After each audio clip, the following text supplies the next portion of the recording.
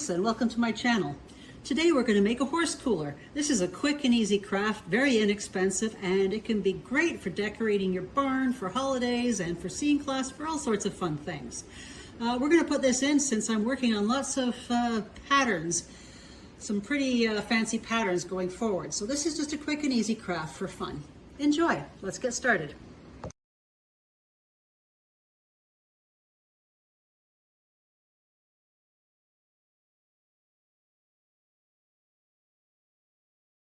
First thing you need to do is measure from just behind the ears, along the back, and just over the top of the tail. So right here I'm getting 9.5 inches.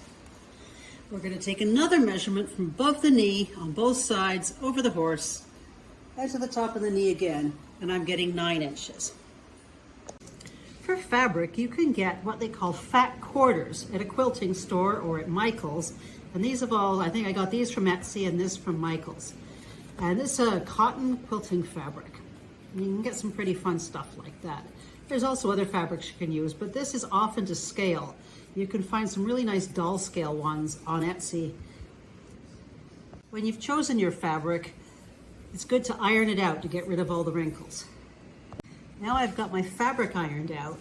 I could just cut the piece, the 9.5 by 9 inches. However, I want the pattern to be going down on both sides.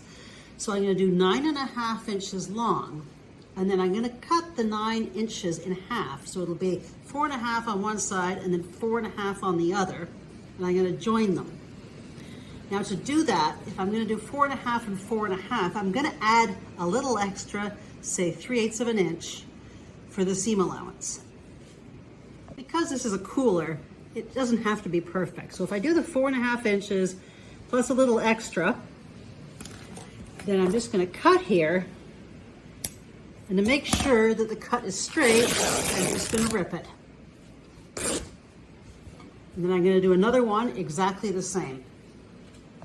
Now I've ripped 2 pieces of fabric, and I've turned this one around to line it up because I want the skulls going across the pattern, following all the same way. I'm then going to measure my 9.5 inches for the length and then cut it. However, I may want to modify and take off this little end piece. I want to determine where the front of my pattern is going to be. So I'm going to determine this side, and then I'm going to measure the 9.5 inches and cut it on both pieces. Now I have 2 pieces of fabric. That is the length from ears to the back of the tail, and that is half of the length from the horse. So what I'm going to do is fold this over right sides together with the top of the pattern in the front, and I'm going to sew this on my machine right along there. You can also glue it if you can't sew. After sewing this together, I'm going to open this seam flat and press that with an iron. You can see now that is open and pressed, and now that looks like one piece of fabric. Here I have some 1/4 inch grosgrain ribbon that I picked up at Michael's, and some Eileen's super flexible fabric adhesive.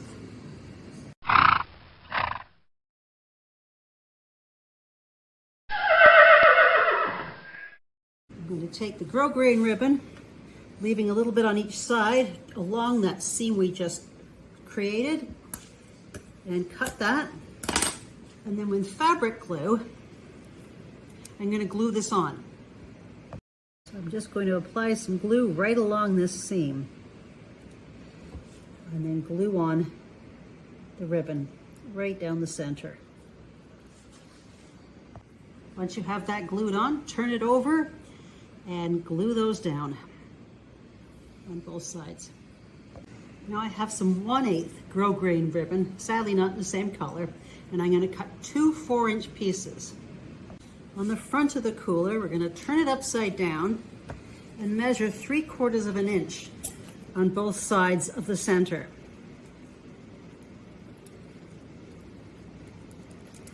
Once we have that, we're going to glue this on, allowing approximately 3/4 of an inch over both sides, and glue that on like that. Gluing this on, make sure you don't twist it. And that's for the ears. Now I'm going to do the exact same on the other side for the tail. However, depending on your model, you may want to leave these a little bigger depending on how big the tail is so that you can get it on. So now with the wider grosgrain ribbon, I'm going to start at the center back and glue that down, covering up the rough edges.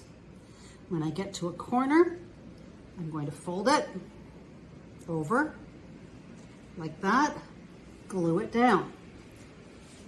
Fold it and glue it down all the way around until I come back here to the center. You'll notice the glue I have here is supposed to come out the end, but it seems to be getting a little chunky, so I have to open it up. When you're using glue, make sure you use fresh glue. I have no access to buy this here, so this is all I have at the moment. When you're gluing these down, it's very important to cover the rough edges, and that's going to stop it from fraying. Get right on the edge. If any sticks over, we're just going to trim it off. Apply the glue to the ribbon instead of the fabric. I've glued that down right to the edge, and now I'm going to fold that over and apply glue on the other side this time because it's going to flip over and continue on. And when I'm done, I'm just going to trim off this little bit with scissors of the fabric sneaking out.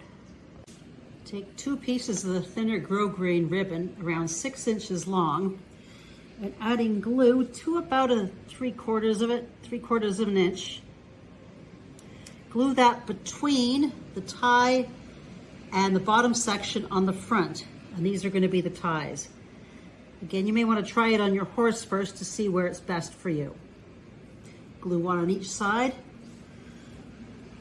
and then we have to let this dry completely before putting it on the horse.